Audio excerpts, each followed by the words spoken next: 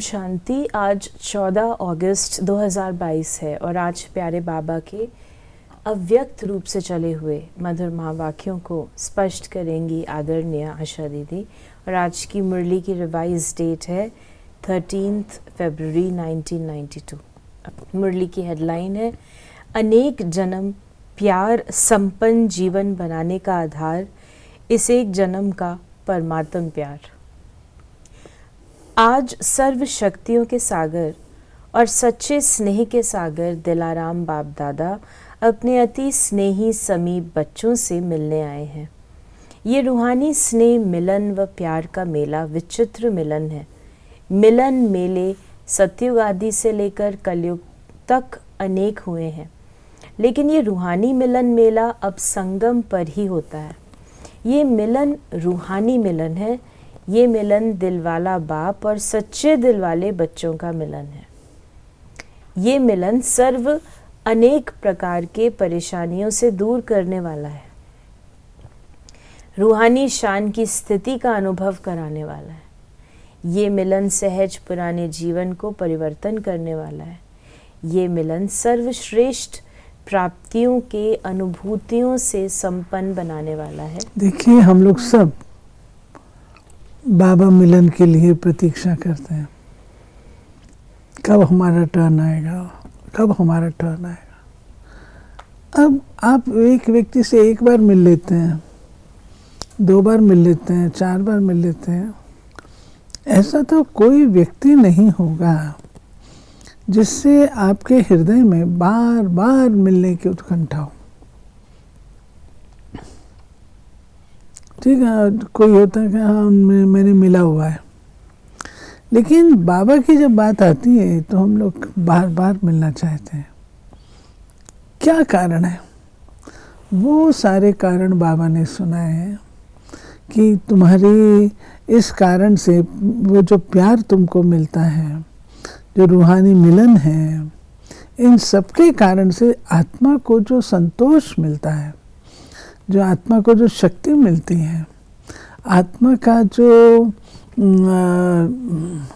उत्थान होता है, जो स्थिति बनती है, वो उस मेले के लिए बार बार हमें लालायित करती है। ये मिलन सर्वश्रेष्ठ प्राप्तियों की अनुभूतियों से संपन्न बनाने वाले हैं।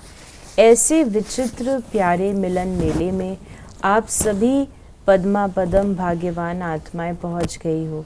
ये परमात्म मेला सर्व प्राप्तियों का मेला, सर्व संबंधों के अनुभव का मेला है, सर्व खजानों से संपन्न बनने का मेला है, संगम युगी श्रेष्ठ अलौकिक संसार का मेला है।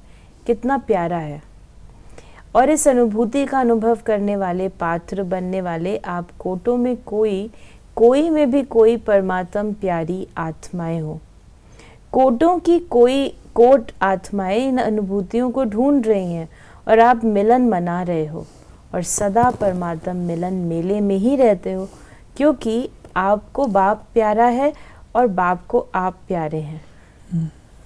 ये सिर्फ एक ही सेंटेंस काफ़ी है उस मिलन को एंजॉय करने में, उस मिलन का टेस्ट सदा ताज़ा रखने में। एक सेंटेंस ही काफ़ी है। कोई पूछे आप कहाँ रहते हो तो फलक से कहेंगे कि हम सदा परमात्म मिलन मेले में रहते हैं। इसी को ही प्यार कहा जाता है। सच्चा प्यार अर्थात एक दो से तन से व मन से अलग नहीं हो, ना अलग हो सकते हैं, ना कोई कर सकता है। चाहे सारी दुनिया की सर्व करोड़ों आत्माएं प्रकृति माया परिस्थितियां अलग करने चाहें, किसकी ताकत नहीं जो इस परमात्मा मिलन से अलग कर सकते हैं। इसको कहा जाता है सच्चा प्यार। प्यार को मिटाने वाले मिट जाएं, लेकिन प्यार नहीं मिट सकता। ऐसे पक्के सच्चे प्रेमी होना। फिर बाबा ने कहा आज पक्के प्यार का दिन मना रहे हो। ऐसा प्यार अब और एक जन्म में ही मिलता है। ये शायद वैलेंटाइन डे है, दूसरे दिन है। तो बाबा ने कहा कि जो लव में लीन आत्माएं हैं, ऐसी लवलीन आत्माओं के आगे किसी के भी समीप आने की, सामना करने की हिम्मत नहीं है, क्योंकि आप लीन हो। किसी का आकर्षण आपको आकर्षित नहीं कर सकता। जैसे विज्ञान की शक्ति धरणी के आकर्षण से दूर ले जाती है, तो ये लवलीन स्थिति सर्व हद की आकर्षणों से बहुत दूर ले जाती है। अगर लीन नहीं है तो डगमग हो सकते हैं। लव है लेकिन लव में लीन नहीं है।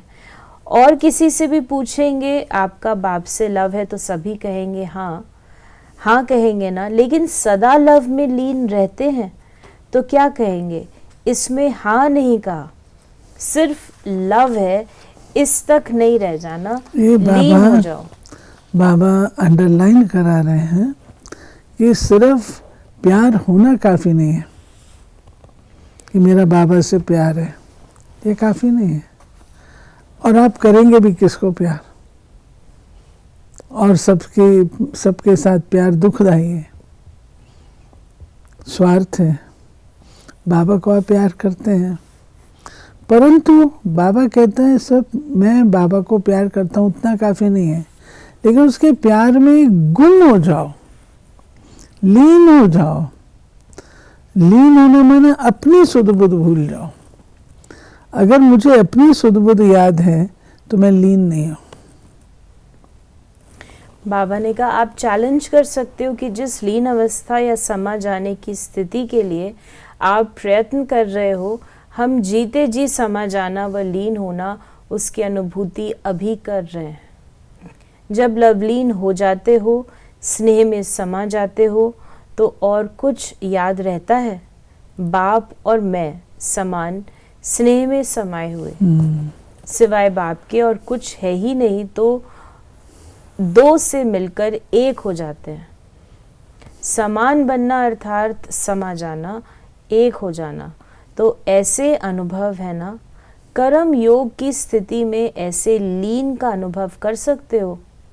क्या समझते हो? कर्म भी करो और लीन भी रहो, हो सकता है। कर्म करते हुए भी लीन हो सकते हो। तो बाबा ने कहा कर्म योगी बनने वाले को कर्म में भी साथ होने के कारण एक्स्ट्रा मदद मिल सकती है, क्योंकि एक से दो हो गए तो काम बढ़ जाएगा। अगर ये कितना अच्छा बाबा ने देखिए बताया कि आम तौर पर कहते हैं कि अगर एक के साथ दूसरा जुड़ जाएगा तो आधा हो जाएगा, आपस में बातें करेंगे आधे। लेकिन बाबा एक से दो हो जाएंगे, बाबा साथ में हो जाएगा तो कार्य जो है हमारा फास्ट हो जाएगा, आधा टाइम लगेगा। अगर एक काम कोई एक करे और दूसरा साथी बन जाए तो वो काम सहज होगा या मुश्किल? हाथ आपके हैं, बाप तो अपने हाथ पांव नहीं चलाएंगे ना। हाथ आपके हैं लेकिन मदद बाप की है, तो डबल फोर्स से काम अच्छा होगा। काम भल कितना भी मुश्किल हो, लेकिन बाप की मदद है ही सदा उमंग, उत्साह, हिम्मत, अथकपन की शक्ति देने वाली। जिस कार्य में उमंग, उत्साह व अथकपन होता है वो काम सफल होगा ना। एक बाबा ने कहा प्यार, दूसरा बाबा ने कहा लीन, तीसरा बाबा ने कहा सदाकाल और चौथा बाबा ने कहा उमंग उत्साह। तो बाप हाथों से काम नहीं करते, लेकिन ये मदद देने का काम करते हैं। तो कर्म योगी जीवन अर्थात डबल फोर्स से कार्य करने की जीवन। तो बाबा ने फिर कहा कि सदा संकल्प क्या रहते हैं? नथिंग न्यू, विजय हुई पड़ी है, सफलता है ही। ये है सच्चे प्रेमी की अनुभूति। जब हद के आशिक से ये अनुभव करते हैं कि जहाँ है वहाँ तू ही तू है, वो सर्वशक्तिवान नहीं है लेकिन बाप सर्वशक्तिवान है। साकार शरीरधारी नहीं है, लेकिन जब चाहे जहाँ चाहे सेकंड में पहुँच सकते हैं। ऐसे नहीं समझो कि कर्म योगी जीवन में लवलीन अवस्था नहीं हो सकती, होती है। साथ का अनुभव अर्थात लव का प्रैक्टिकल सबूत साथ है। तो सहज योगी सदा के योगी हो गए ना। बाबा ने कहा लवर अर्थात सदा सहज योगी, इसलिए डायरेक्शन भी दिया है कि ये तपस्या वर्ष तो प्राइज लेने के समीप आ रहा है, लेकिन समाप्त नहीं हो रहा है। इसमें अभ्यास के लिए, प्रैक्टिस के लिए सेवा को हल्का किया और तपस्या को ज़्यादा महत्व दिया। लेकिन इस तपस्या वर्ष के संपन्न होने के बाद प्राइज तो ले लेना, लेकिन आगे जो कर्म और योग, सेवा और योग, जो भी बैलेंस की स्थिति बताई हुई है, बैलेंस का अर्थ ही समानता, याद, तपस्या और सेवा ये समानता हो, शक्ति और स्नेह में समानता हो, प्यारे और न्यारेपन में समानता हो। फिर बाबा ने हम बच्चों को कहा, तो दोनों कर सकते हो कि नहीं, सर्विस शुरू करेंगे तो ऊपर से नीचे आ जाएंगे। ये वर्ष तो पक्के हो गए ना। फिर बाबा ने महारथी दादियों से और मुख्य भाइयों से भी मिले, तो बाबा ने कहा जो निमित्त है उनको सदा सहज याद रहती है। आप सबका भी निमित्त बनी आत्माओं से विशेष प्यार है, इसलिए आप सब समाये हुए हो। निमित्त बनी हुई आत्माओं का ड्रामा में पार्ट नूंधा हुआ है। शक्तियाँ भी निमित्त हैं, पांडव भी निमित्त हैं। ड्रामा में शक्तियों और पांडव के को साथ साथ निमित्त बनाया है।